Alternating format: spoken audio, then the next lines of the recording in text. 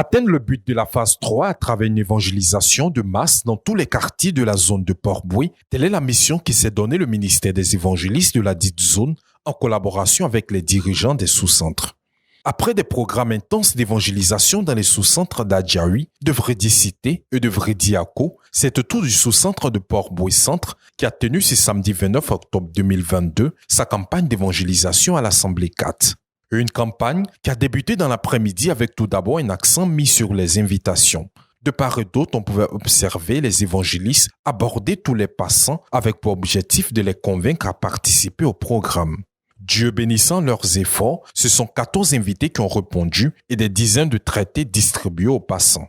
Sous une bâche en pleine rue en présence d'une cinquantaine de frères, l'évangile a été prêché, que ce soit aux 14 invités présents, mais aussi aux habitants des maisons environnantes.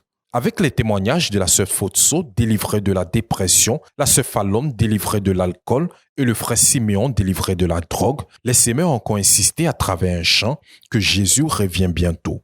Des ministères consolidés par la suite avec la prédication de la parole donnée par l'évangéliste Seko Michel, responsable des évangélistes de la zone de Cocody, qui a utilisé le livre de Matthieu, le chapitre 21, le verset 12 à 13, pour montrer qu'une vie sans Jésus est une vie désordonnée, caractérisée par le péché, tout en indiquant que chaque personne est responsable de l'orientation de sa vie.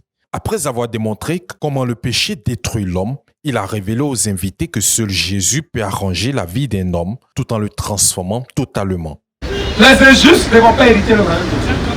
Tous tes péchés vont te conduire en enfer. À moins que tu les arrêtes. Et ta vie est désordonnée. Tout est désordonné. Viens le voir. Frère bien-aimé, cher invité, chère sœur, vous savez, Dieu a une seule solution pour les hommes. Une seule solution. Aucun prophète ne peut t'aider. Aucun marabout ne peut t'aider. Il y a une seule solution. Cette seule solution, c'est Jésus. Tout court. La Bible dit, quand Dieu a tant aimé le monde, il a donné son fils. Quand Dieu a trop aimé quelqu'un, quand Dieu a tant aimé le monde, quand Dieu a trop aimé quelqu'un, Dieu lui donne une seule chose. C'est Jésus. Après toutes ces paroles riches et claires, il revenait maintenant à l'évangéliste de faire appel à tous ceux qui veulent rencontrer Jésus pour leur transformation. Sans grandes hésitations, 9 âmes se sont tenues debout pour recevoir Jésus en cette soirée. Une bonne nouvelle qui continuera le lendemain avec le baptême de 2 personnes. Il faut noter que cette moisson s'ajoute aux 59 âmes gagnées les semaines précédentes à Adjaoui, où 17 personnes se sont faites baptiser. Dans le même élan, à Vrédiaco, 9 âmes ont accepté Jésus avec 2 baptêmes enregistrés. De même à Vrédicité, où 12 âmes ont accepté Jésus, dont 4 baptisés le même jour, comme dans les autres cas. Ce qui fait un total de 89 âmes gagnées à Christ et 25 personnes baptisées dans le courant du mois d'octobre dans cette partie de la zone de Port-Bouët. De quoi réjouir les dirigeants du sous-centre de Port-Bouët Centre. Vraiment, le nombre d'âmes gagnées est pour nous une grâce. Et beaucoup d'âmes nous avons gagnées. Comme je le disais, une âme gagnée au ciel, c'est vraiment de la joie. Et par rapport à cela, nous avons encore des buts, des projets bien définis, à savoir gagner le maximum d'âmes par rapport à ce qui a été donné comme objectif. Et nous comptons vraiment avoir plus de 500 000 par rapport à Port-Bouët-Centre. Nous allons nous y atteler, travailler vraiment de façon très dure, parce que nous savons qu'en Christ, on a la victoire, on fait mieux que ça.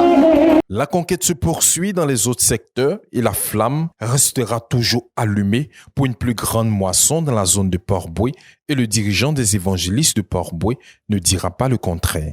Il y a de la joie au ciel pour un seul pécheur qui se repent. Et aujourd'hui, il y a eu plus qu'un pécheur qui a décidé de se repentir. Nous avons vu l'engouement, la mobilisation des évangélistes de la zone, des frères du sous-centre qui nous accueillent. Il s'agit bien du sous-centre de Port-Bouët Centre. Et ma joie est pleinement grande. Et cette œuvre que nous faisons, nous l'avons reçu de notre leader, le pasteur Méné Boniface, qui a mis sur pied ce département de l'école et du ministère des évangélistes qui est dirigé par le responsable, l'évangéliste Étienne Antoine Edia. Et nous avons décidé en tant que dirigeants des évangélistes, nous avons décidé d'apporter notre apport pour l'accomplissement du but de l'année et de l'accomplissement du but bien évidemment de la phase 3. Et nous sommes engagés et nous allons avec le Seigneur, nous croyons que nous allons réussir.